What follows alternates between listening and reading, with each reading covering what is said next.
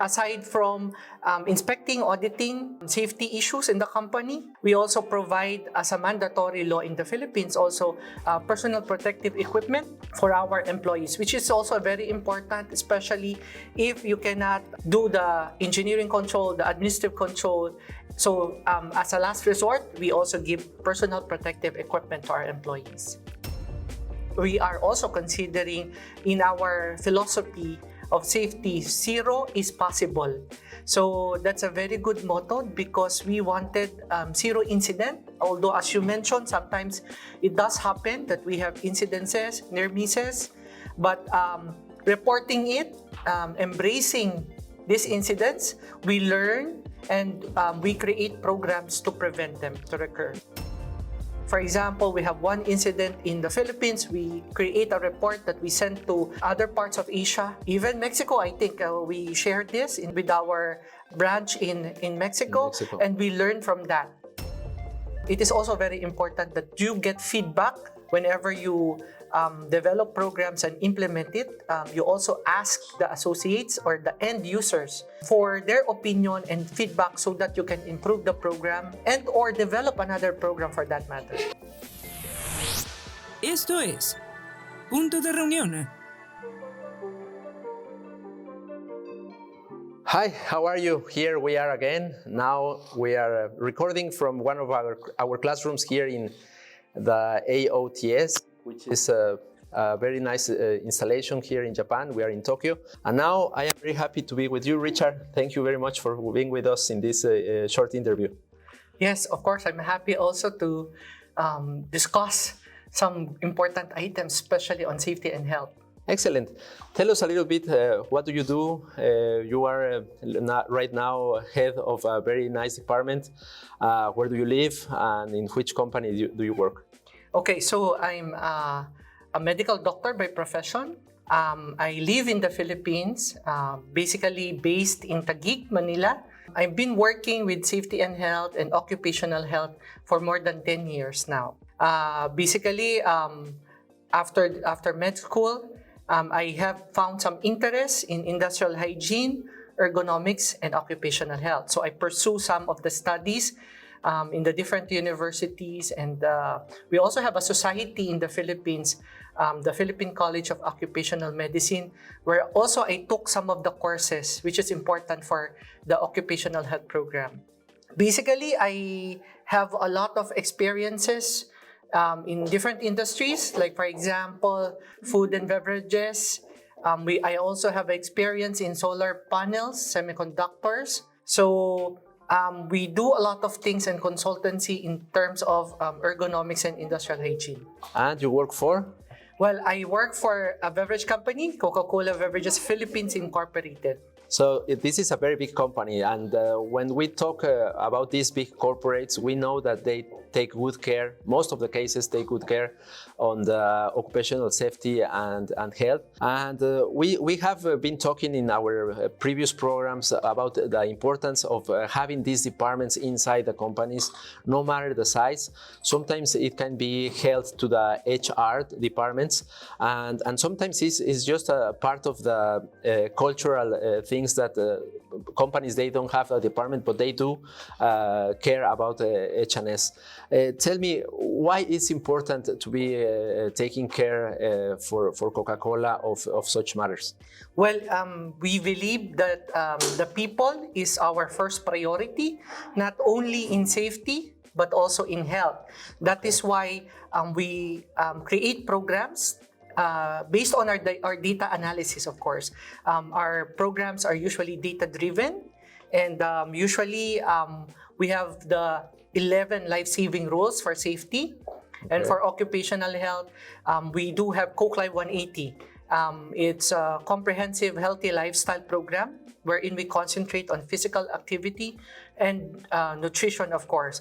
And we provide, aside from inspecting, auditing safety issues in the company, we also provide, as a mandatory law in the Philippines, also personal protective equipment for our employees, which is also very important, especially if you cannot do the engineering control, the administrative control, as a last resort, we also give personal protective equipment to our employees.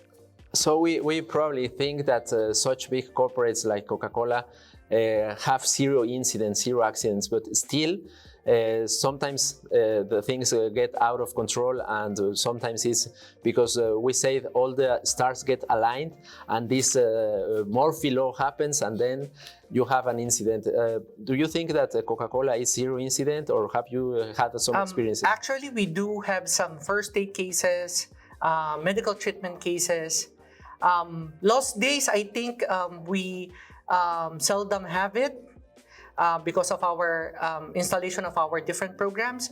But before, we do have lost days, especially those incurring major accidents. But as of the moment, we are also considering in our philosophy of safety, zero is possible. So that's a very good motto because we wanted zero incident. Although, as you mentioned, sometimes it does happen that we have incidences, near misses, but reporting it, embracing these incidents, we learn and we create programs to prevent them to recur. No matter how well prepared you are, there is always a possibility to have an incident. So do you remember or have you experienced in this time that you've been working in this corporate some incident that you want to share with us? Well, mostly the incidences that we have in the manufacturing areas are caught-ins. Like, for example, a part is caught in a machine or equipment. But luckily, we don't have fatality as of the moment. But of course, some have incurred fractures, abrasions, lacerations. But and what happened then? You have an incident, I think you document it and you retrieve this information to get better and better every time, right? Yes, and of course, if it happens in one site, it is very important that we have a one-pager report that we share, not only in the Philippines, we also share it in the different parts of the Coca-Cola system. So, for example, we have one incident in the Philippines, we create a report that we send to other parts of Asia, even Mexico. I think we shared this with our branch in Mexico, and we learn from that. So all the branches share yes, the same incidents, yes. So they all can prevent this to happen. That to happen, especially if they have the similar setup, they can correct it before anything happens. Excellent.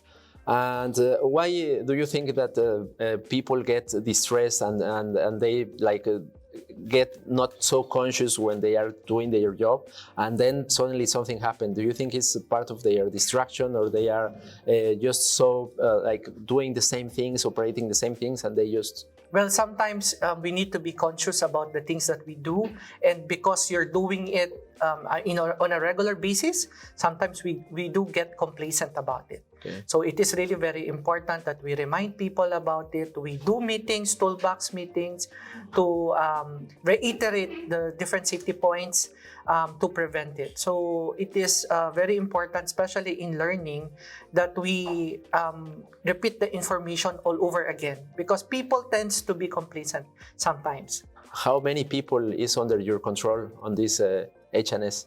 Well, in the company, we are around 9,000 people.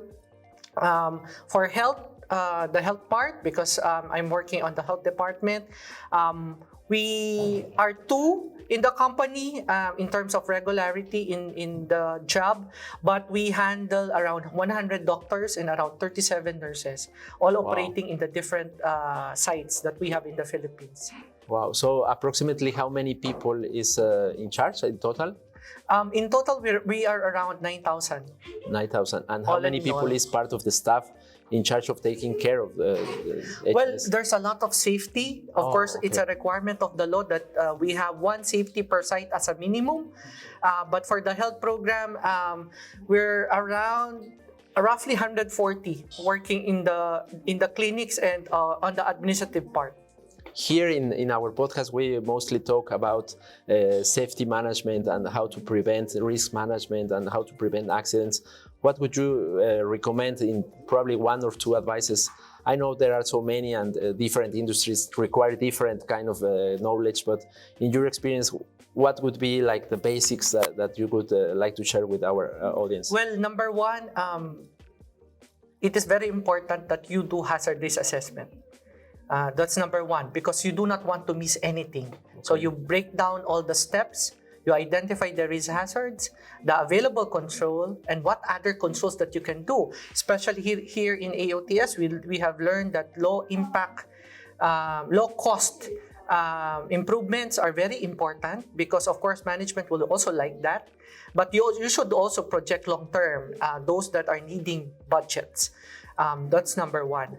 Number two, it is also very important that you get feedback whenever you develop programs and implement it. You also ask the associates or the end users for their opinion and feedback, so that you can improve the program and or develop another program for that matter. Excellent, Richard. Thank you very much for being with us in this short interview, and have a very good and safety way back to Philippines. And from Mexico, Coca-Cola Mexico Grupo FEMSA, I'm sure we send you all the greetings and all the best luck. Thank you also for having this interview. Thank you. Have a good day. Thank you, everyone, and we'll keep recording some other interviews later on. Thank you very much.